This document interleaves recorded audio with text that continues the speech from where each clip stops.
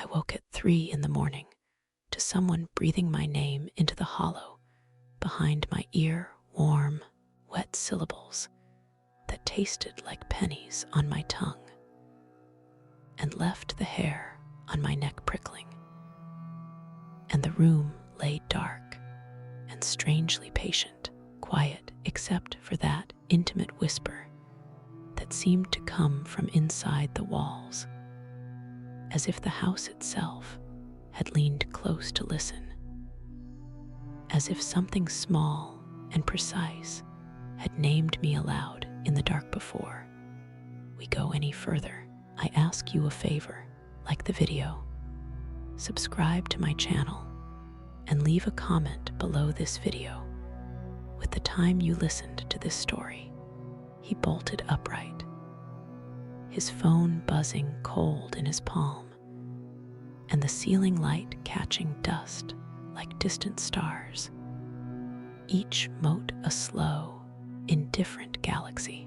Every lock in the house clicked as if answering some private command, latches and deadbolts whispering into their metal mouths.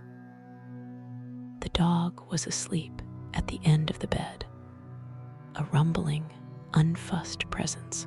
Still, the air carried a faint smell of cigarette smoke that should not have been there, thin and bitter beneath the sweetness of detergent and old linens.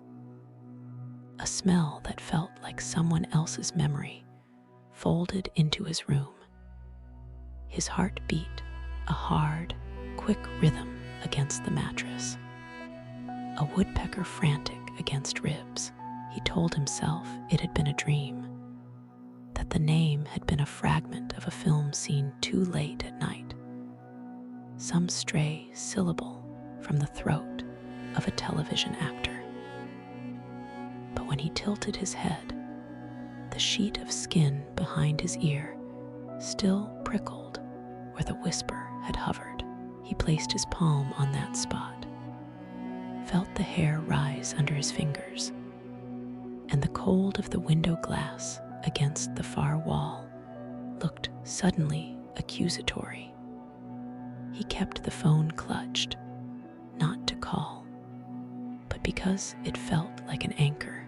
The screen was cracked, a spiderweb that fractured his reflection, and the live clock glared 3:00. He scrolled without seeing, thumb skimming old messages, the glow illuminating a face he barely recognized, pale, hollowed by 2 hours of sleep. He had not smoked in years. The nearest neighbor was a block away, asleep behind closed curtains. There was nothing to explain the smell but absence. He moved slow so as not to wake the dog and padded to the dresser. In the dim, the camera sat like a patient thing, small, black, indifferent. He set it on the highest point and angled it toward the bed, towards the dark pool where he had slept. His fingers trembled as he adjusted the lens, as if the act of setting a lens to watch the room was the only sane response. He left it filming. The red dot, a single, stubborn eye morning, came odd and thin, light pooled low and gray.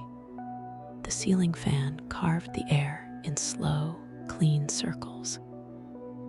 He replayed the footage in fits, fast-forwarding, rewinding, hunting for whatever had breathed his name. Most of the night was silence and the mundane punctuation of a sleeping house. The dog's snore, the heater cycling, a car far away. Then, for 3 seconds, the mirror fogged like breath over glass. It smeared from the center outward, as if someone had exhaled directly onto the mirrored surface.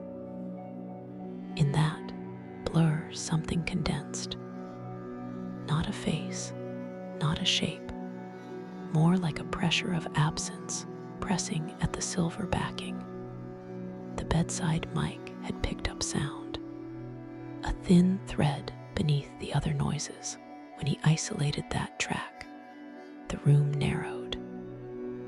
There was a whisper, low, urgent, otherworldly in its proximity. Not the voice of a man, not wholly human.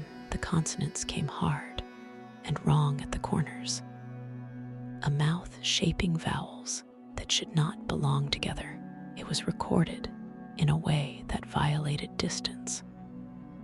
It sounded impossible to be captured from the room. It was as if the sound had been placed directly into the microphone's ear, into the space under the pillow, right behind the skull. He listened and re-listened, headphones pressing the noise into his bones. The whisper was not quite words at first, a scattering of breath and click. Then the syllables stitched into something recognizable, his name, swaddled in saliva, and a wet patience.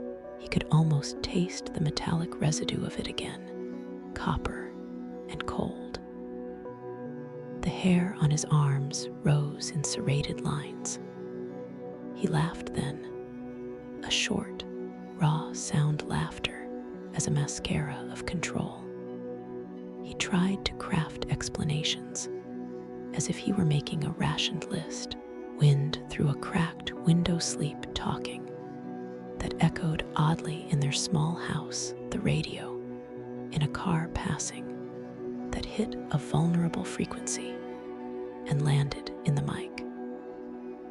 But each explanation felt thin and folded. The dog had never woken. He had been alone. No car had passed close enough. He had a camera pointing at him. The camera had recorded exactly 3 seconds of fog and an impossible whisper, and nothing else. He watched the smear on the mirror again and slowed the footage to a crawl. The fog did not billow like breath in cold air. It uncoiled in a precise, deliberate stroke, like a finger drawn across glass. It began at the center and pushed outward, a smear that left the edges clear. It reminded him of someone tracing a letter and stopping before the gesture was complete. He rewound to the few frames where the smear was thickest and suddenly felt a pressure in his chest, an old animal response, the skin of hearing sharpening, the body's small alarms flaring. He photographed the stills on his phone, zooming, enhancing. The smear yielded nothing in the pixels, but texture, a grainy bloom of mildew, an afterimage. But the audio file was the part that did not yield. When he isolated the whisper and amplified it, the syllables piled up. It was layered, like multiple breaths stacked and out of phase, an interference pattern of vowel and hiss. It was close enough to be tactile. He pressed his thumb to his own ear, as if to cover the hole the sound had found. But the shop called later to say the camera worked fine, no interference, no corrupted files. The footage was normal when played through their system. An ordinary night, blank save for a shiver of lens fog at 3 in the morning, and a whisper that the machine could not explain. The clerk's voice on the phone was careful. "Everything plays back clean," he said. "If there's anything else you want us to test, you can bring it back." He did not sleep well that night. He sat on the couch with the TV on low and the house breathing around him. He considered calling a friend, but calling required an explanation, and explanations felt like medicine that dulled rather than tended. He paced in small circles, hands in pockets, watching the way the ceiling's shadow pooled and stretched. The cigarette smell returned in a breath. As he stood by the window, it was weaker in daylight, but persistent like an accusation. When he thought himself steady enough, he set the camera again, this time with a second microphone clipped to his bedside lamp. A crude doubling intended to triangulate sound. He taped a note to the wall beside the bed. "Record," he wrote, as if the act of writing might summon reason. He left lights on in the hallway. He drank water and put the glass upside down on the nightstand to be sure no one could sneak a sip and leave a wet ring as proof of presence. He arranged the room with small, bureaucratic gestures. At 3 in the morning, the world narrowed to the point of a pinhole. The house held its breath with him. He kept his eyes open until the whites strained, until lids trembled with the weight of fight or surrender. He could feel the dog shift, could hear the minute pads of its paws on the rug as it readjusted in sleep. He counted the seconds, tried to map them, to be ready for whatever the dark chose to offer. When the whisper came again, he did not bolt upright this time. He flattened himself, small as a thing that doesn't want to be noticed. But his body knew the grammar of turning muscles threaded with anticipatory motion. The breath was a sound, and then an intimacy, the syllables shaping his name, the way a mouth shapes a promise. It was closer than the first night, thick on his skin.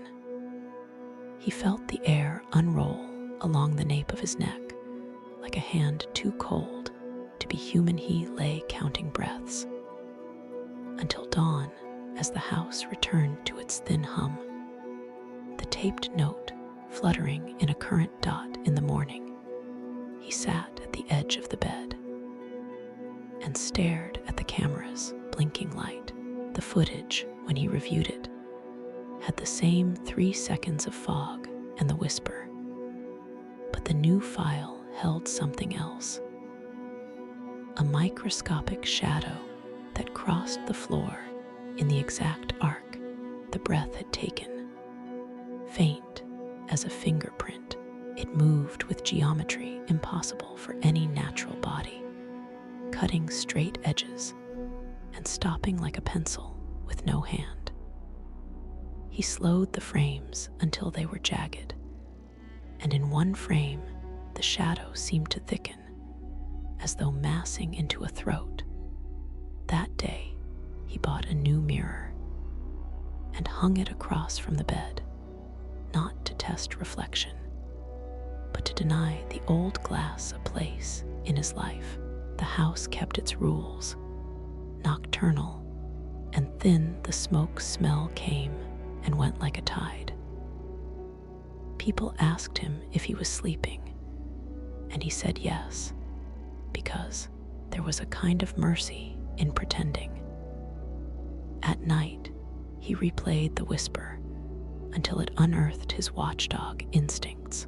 He cataloged every anomaly into a file of tidy notes: time, temperature, humidity, the dog's sleeping position, wind direction. He started to keep a notebook by the bed, a ledger of annoyances and horrors. On page 3, he wrote, in a hand that shook. It said my name. He underlined it twice, as if ink could bind the truth down. People want explanation. He wanted an answer. Proof felt like a thin scaffolding under him, something to climb on when the dark threatened to shove. He had the camera, the smear on the mirror, the whisper recorded on a bedside mic that sounded impossibly close and not quite human. The proof was small and stubborn and wrong. It proved nothing definitive. It only insisted that something in that room was aware, attentive, and precise enough to find the hole behind his ear and put its breath there. He could have left then. He could have walked to a hotel, packed the house with new lights and unfamiliar linens, and come back in a week when the memory of that breath had thinned. He did not. Proof, once cited, had a gravity all its own. He wanted the thing named. He wanted to see what else it would do if it knew it had been seen. Curiosity, classic and dangerous, unspooled like thread. So he stayed that night. He would set the camera a third time,